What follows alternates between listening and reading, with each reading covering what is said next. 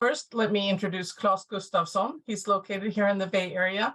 As ATUM's co-founder and CCO, Dr. Gustafsson oversees most of the company's external communications. Prior to co-founding ATUM, or ATUM, Dr. Gustafsson led, managed, and collaborated with key strategic teams at Maxygen Inc. Before Maxygen, Dr. Gustafsson worked as a scientist at Kosan Biosciences, a number of research, teaching, and post-doctoral positions at UC Santa Cruz, where my daughter studies, in San Francisco, and University of Umeå. So he received his Ph.D. in molecular biology and biochemistry from the University of Umeå, Sweden, which is very special to me because my father was from Umeå. So without further ado, Dr. Claes Gustafsson, please take it away. Thank you very much. Let me see if I open up this share screen.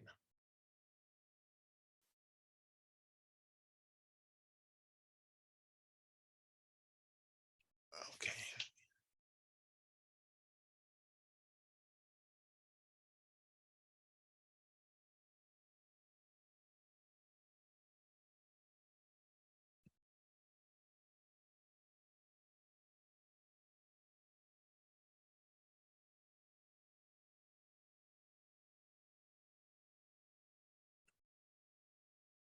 All right, so good for me. It's good morning.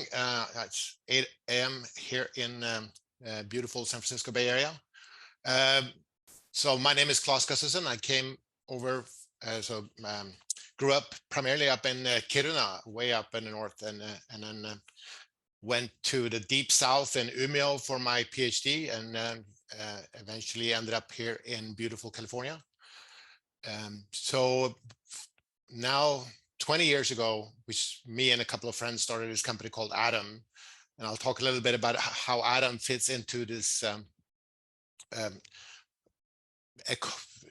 environment where we see now happening a lot of innovation in life science and really in the area of healthcare, and I'll talk a little bit about the big transition that's happening in healthcare, and also where we see ATUM fitting into that perspective, and also how the San Francisco Bay Area has been evolving over the last few years when it comes to building up this whole ecosystem around technology.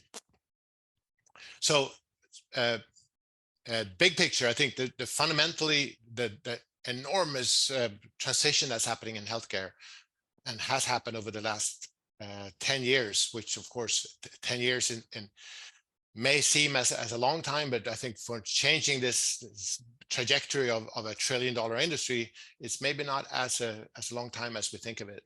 So just if you go back to 2010, you see here the top 10 drugs on the market. Every single one of them is yellow, being chemistry.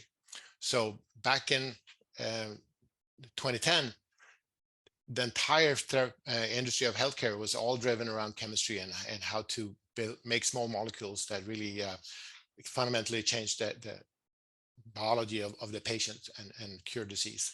So if you look at that same thing today, so the most recent numbers I have is from last year, and where you see a complete change. And it's actually interesting now in the context of COVID, of course, that the two top drugs are the mRNA drugs for COVID vaccines. So the Pfizer, BioNTech, as well as the Moderna molecules are the two top ones.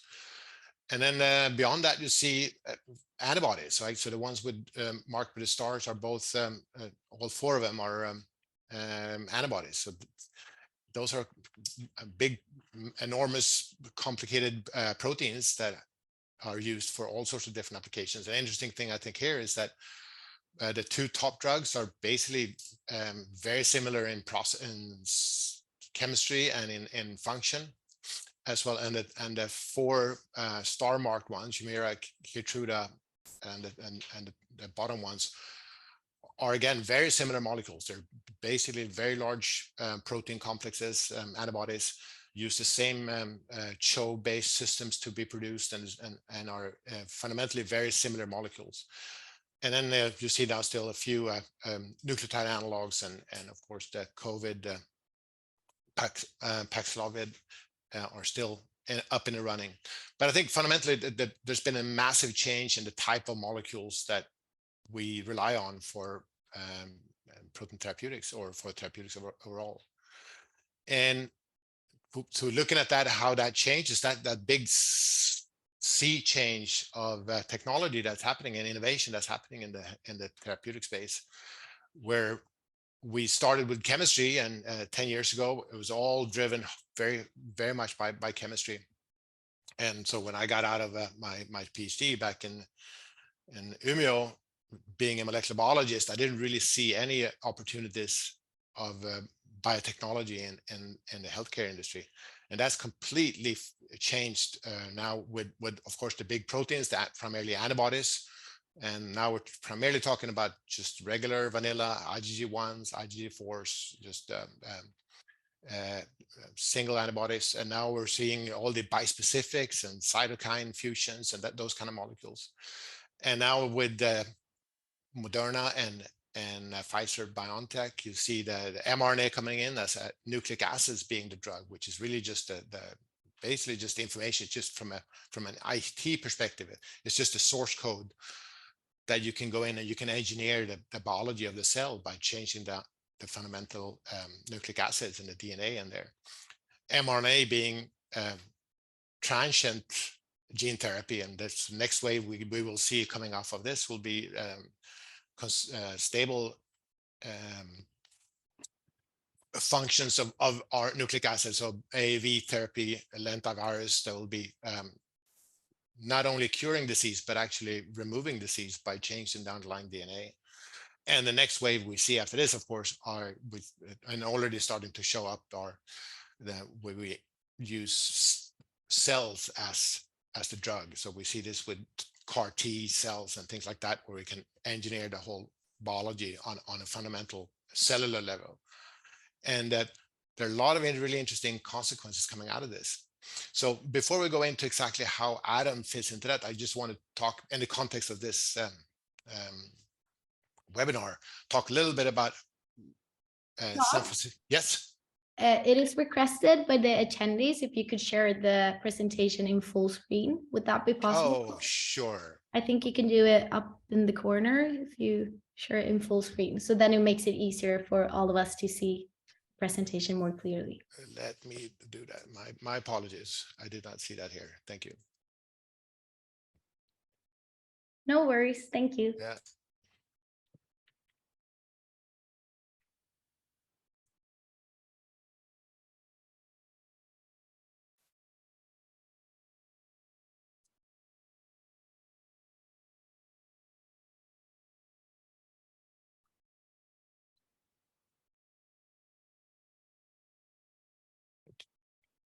So you still see just a half a screen, right? Yes, that's correct. Okay.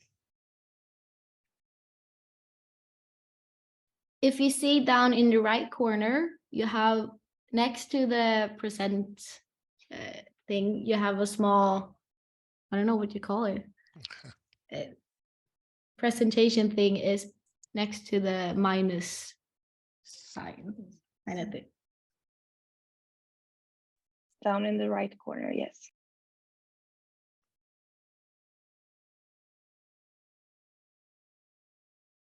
Yeah, so I'm screen sharing. Let's see.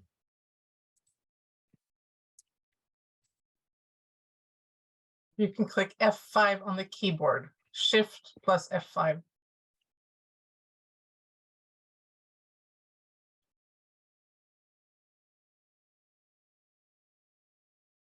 Thank you. Ta-da! Wow, thank you. You are my hero. Is that caught in? Or whoever made that comment? Thank you very much. It came from a couple of our guests. Wonderful. F5. Thanks, Ken. Thank you. Okay. Perfect. So, all right. Thank you. My apologies. So, just talk a little bit about, in the context of this event, we're talking about how where San Francisco Bay Area fits into the biotech sphere, and how this ecosystem locally here has evolved over the years. And for this slide, I must thank the Biomedical Manufacturing Network, or based here in San Francisco, and who do a lot of really nice work, and provided me with this slide for talking about the local ecosystems here in the Bay Area. So what you see on the left-hand side is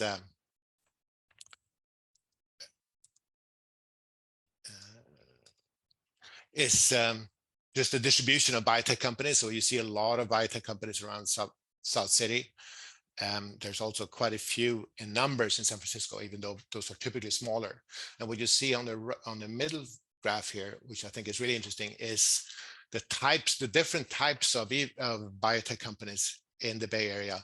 And it's really interesting in the sense that the type of companies are also associated with certain geographic locations. So if you know Bay Area, you see a lot of the Genentech type of companies are all based around South San Francisco, in this region here, right off of San Mateo Bridge. And if you go up to San Francisco, you see a lot of technology emergence companies. These are typically IT heavy and not as much wet lab, and a lot of genomics and deep sequencing type of companies. Up in the Berkeley area, you see a lot of very early hardcore research, very far away from commercial application. And as we go down on the East Bay, we see scale up. This is where ATUM is located here right off of Dumbarton Bridge right here.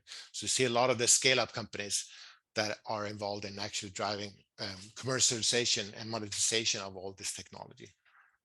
And right across the bay, we have the products that are more associated with sort of Silicon Valley and more of the integrated products and processes and instrumentation.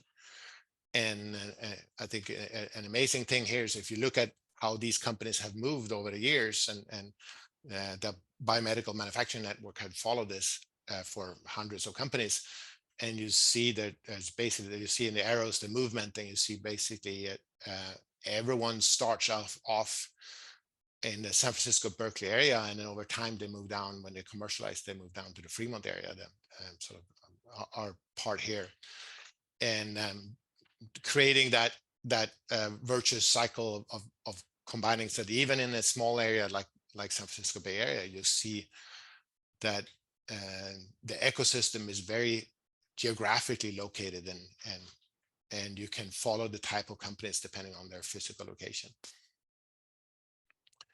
So let me talk a little bit about ATUM and where we fit into this space. So ATUM was founded back in 2003, so I'm one of the founders. We have built the company slow and steady. So now 20 years later, we have 160 employees. We have around 100,000 square foot labs over here. The deliverables we do, we make designer genes, we make bespoke proteins, and we make custom cells. So that means that we have a manufacturing platform that allows us to synthesize any gene you can think of and use those genes to make any protein you can think of. So the nice thing with synthetic biology is that we can use chemistry to make any sequence. We don't really need Mother Nature to provide us with a starting point. So we can just design them in silico and synthesize them and make those corresponding genes or proteins or cell lines, and use that to build novel versions. Was there a question? I guess not. So we serve primarily the pharma and the biotech industry, but we also do quite a bit in the food industry. So we've done a lot of work with, especially now with all the vegan companies and all the ADM, large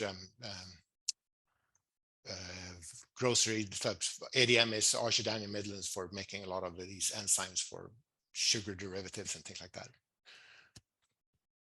And here's something I borrowed from Harvard Business Review. This is there's been a lot of discussions lately here, certainly here in the Silicon Valley, around unicorns and the next phase of unicorns. So unicorns being companies that are worth $1 billion and typically have very little revenue, but are very good at fast growth.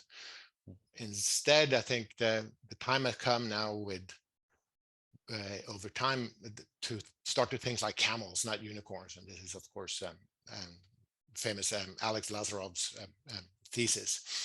And this is really where we built the company here at ATUM. So we're looking at a long-term and balanced growth, making sure you have profitability at every single step of the way, and making sure there's a revenue stream that comes to support this. So the way we built this here, for instance, is to make sure we have an organic growth from every single step of the pathway. So we have, to this day, after 20 years and 160 employees, not a single penny from outside investors allow us to grow this company at the pace where we can support it every step. So this forces, of course, to have a long-term outlook. Instead of looking over next quarter, we have to look at over the next 5 years or 10 years and make sure that there's a consistent growth, and also using genes, proteins, and cell lines as a way to diversify the platform, and making sure that we have the different pieces are deeply vertically integrated, so we can use the genes to make proteins and use the proteins to make cell lines, and apply that across the board from food industry to CROs to protein therapeutics. And the platform we built is really around having the capacity to make millions of genes and tens of thousands of proteins and hundreds of cell lines. And that's on, I think of it as sort of the x-axis. If you think of the space that we're exploring as an x and y axis, two-dimensional, this is really the x-axis where we can build anything you can think of. So you can build any gene, you can build any protein, you can build any cell line, irrespective of its natural existence or not. Now you can build anything you can think of. That, of course, forces you to make the decision what is worth thinking of building. So that's where the design features comes in, using a lot of the machine learning, a lot of design of experiment to maximize the information content that we can generate. Because at the end of the day, the way we see biology is very similar to IT, in that it's ACGT instead of ones and zeros. And if we can start manipulating the AC, G, and T's to make a different protein that has different activities and different functionalities, we can then utilize that to bring that to market. And the question then is, how do you identify better proteins, better genes, and better proteins to fulfill those commercial applications? So on one axis then is to be able to make these hundreds of thousands of millions of genes, and the other way is to be able to measure the activity they provide versus shrinking whatever biological activity that you care about, tumor shrinkage or making different sugars or whatever it is. And underlying a lot of this is, since we're here in Silicon Valley, is having an underlying database that captures every single node in this sequence function space, so we can capture the correlation between sequence and activity. And a lot of this is really based around using sequence activity relationships. So those of you who have experience in medicinal chemistry over the years, they're very popular in the chemical world is structure activity relationship, where you look at different structures and correlate that using SAR or quantitative SAR, QSAR. So we built very similarly an application using sequence activity relationship. And I think biology is really interesting in the sense that we're looking at a very quantitative space, in the sense that we can have every sequence can only be alanine or leucine in a certain position, or adenine or guanosine in a certain nucleotide position. And you can't really have variance. You can't have 1.2 alanines because it's a qualitative space. That means that from an virtual sequence space, every sequence has an identical twin, because you have an exact node because of this qualitative feature of sequence. So every physical sequence has a virtual twin, and then the virtual sequence has a physical twin. That means you can really map out the sequence function relationship in this space and build predictive maps for functionality. Because now we can then take every one of those sequences and we can measure the fitness function of that sequence. We can measure how, if it's an antibody, how well does it bind the target? To what extent does it neutralize the virus? To what extent is it produced? to what extent is it, what's the aggregation features of this antibody, and all these different fitness functions now become activities, and we can start building proper machine learning models and monitor this landscape and identify the correlation between certain variables, certain amino acids and nucleotides versus the types of fitnesses that we care about. And that means we can, for every single variable, we can then capture the impact that particular variable has on the fitness functions we care about. So that was fairly theoretical, but let me jump into a couple of case studies just to simplify and clarify what I'm saying. So here's an example of an antibody we did for a customer. So what is and antibodies are these big protein molecules. So we identified in this case, the antibodies are built off of heavy chains and light chains. And in the heavy chain, we identified 41 residues where we can swap out one amino acid for another based off of phylogenetic and other information. So that means from a sequence-based perspective, you have 41 residues where you can have either the wild type amino acid or a substitution. So the total space then is 2 to the 41. And same thing for the light chain, we identified 36 position, we can swap this out. So that space is now 2 to the 36 because you have 2 options at 36 locations. So that total available space we can search is of course enormous, right? 10 to the 23, which is one of those ridiculous numbers. And there's no way in the history of mankind we would be able to explore 10 to the 23 molecules. But we can make, using design experiments, which is this algorithm that explores multidimensional fitness, we can design sequence nodes in this enormous space that captures as much information as possible from as few data points as possible. So that's what we accomplished here in this example, where we made a total of 200 variants iteratively over 3 cycles in order to improve this particular antibody for affinity, which we're starting here with a commercial molecule in the top right corner. And so we try to improve it for binding to its target, at the same time retaining the melting temperature and retaining the yield. So if you look at x-axis here is the improvement in binding, y-axis is the yield, and color coding now is the melting temperature of this molecule. And only by making 200 and by using the systematic variance in this space, we're able to explore a number of different sequences that then captures different solutions for this particular antibody. And so that allows us then to go from 10 to the 23 space into something that's basically just 10 to the 2 in the hundreds to search that space. Here's an example that many of you probably, without knowing it, have already tested and verified. So this is something we did in the food industry. This is with a company called Christian Hansen, based in Denmark. We made a chymosin, and this is a molecule called Chymax Supreme that today I think has more than 50% of the world market shares of chymosins. So chymosin is the enzyme that converts milk into cheese. So we took that starting point, which is the wild type down here in the bottom right, middle bottom right, and then engineered it for clotting. So how fast can you clot the milk into cheese? And the enzyme is a proteolytic enzyme, so you can measure the proteolysis efficiency. We also improved for expression for this is a recombinant protein that expressed in aspergillus. So you can now improve the expression as a function of how big this bubble is. And then when being a protease, it cuts all these different proteins in the milk protein, in the milk substance.